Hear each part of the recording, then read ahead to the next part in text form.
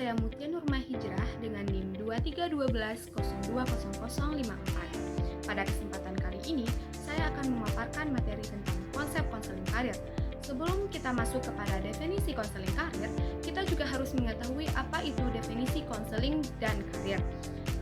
Jadi kita akan membahas terlebih dahulu tentang definisi konseling. American School Counselor Association mengatakan bahwa konseling merupakan hubungan tatap muka dengan mengedepankan sifat penuh penerimaan dan dapat memberi kesempatan kepada klien untuk mengemukakan permasalahannya.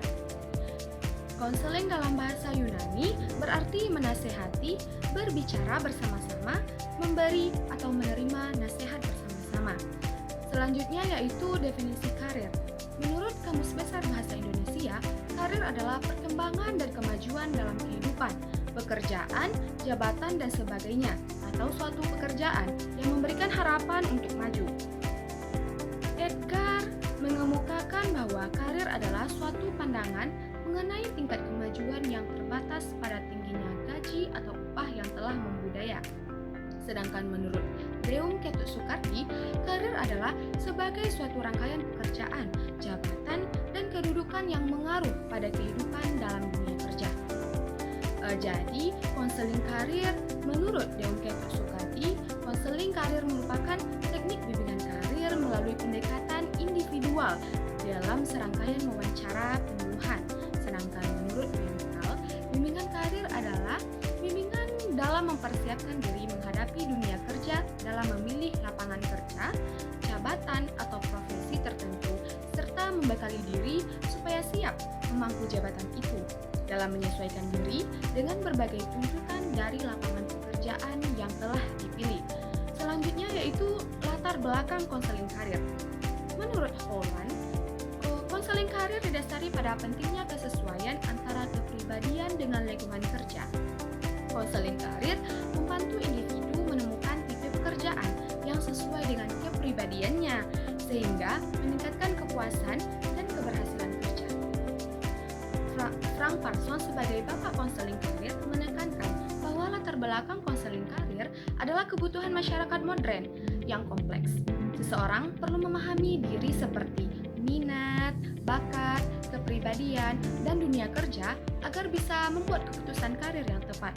Selanjutnya yaitu adanya fungsi konseling karir, yaitu membantu klien mengenali dirinya, mengetahui kelebihan diri, mengetahui kelemahan dirinya, kemudian membantu klien mengetahui potensi-potensi yang ada pada dirinya, dan juga membantu klien mengenali minatnya, juga membantu mendeskripsikan berbagai jenis pekerjaan.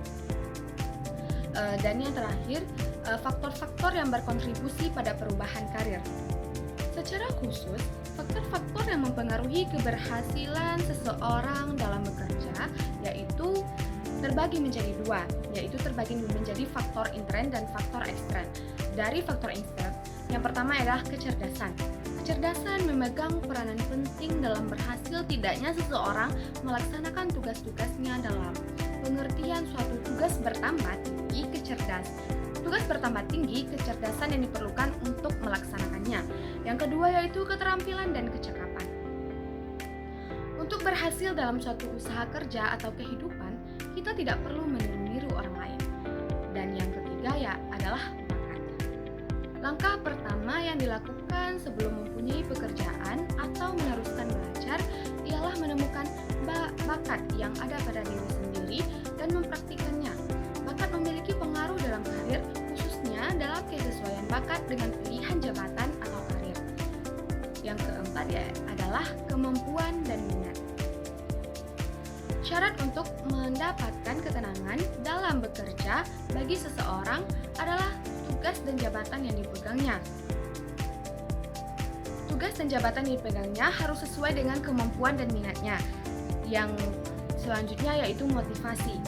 Dalam mencapai keberhasilan kerja, perlu adanya motivasi seperti motivasi kreatif, motif mencari, efisiensi, motif mencapai sesuatu, serta motif bekerja. Selanjutnya adalah kesehatan. Kesehatan sangat membantu proses kerja seseorang dalam menyelesaikan segala tugas-tugasnya. Jika kesehatan terganggu, maka pekerjaan pun ikut terganggu. Yang selanjutnya adalah kebutuhan psikologis.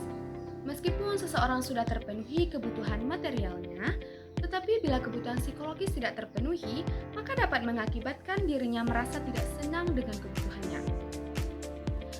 Dan selanjutnya adalah ciri-ciri dan tujuan dalam bekerja. Jika ciri-ciri dan tujuan seseorang sudah sesuai dengan sistem nilainya, maka di dalam pencapaiannya disertai dengan usaha yang sungguh-sungguh dan tekad yang tinggi. Yang kedua adalah faktor ekstern yang terdiri dari lingkungan keluarga dan lingkungan tempat bekerja. Yang pertama yaitu lingkungan keluarga. Keadaan keluarga mempengaruhi berhasil tidaknya seseorang yang sedang bekerja. Ketegangan dalam kehidupan keluarga dapat menurunkan gairah kerja. Juga pekerjaan yang dikerjakan akan terganggu. Yang selanjutnya yaitu lingkungan tempat kerja. Situasi kerja sangat mempengaruhi keadaan diri pekerja. Karena setiap kali seseorang bekerja, maka ia pun harus memasuki situasi kerja tertentu tersebut. Tentu saja situasi yang menyenangkan akan mendorong seseorang untuk bekerja dengan senang dan giat.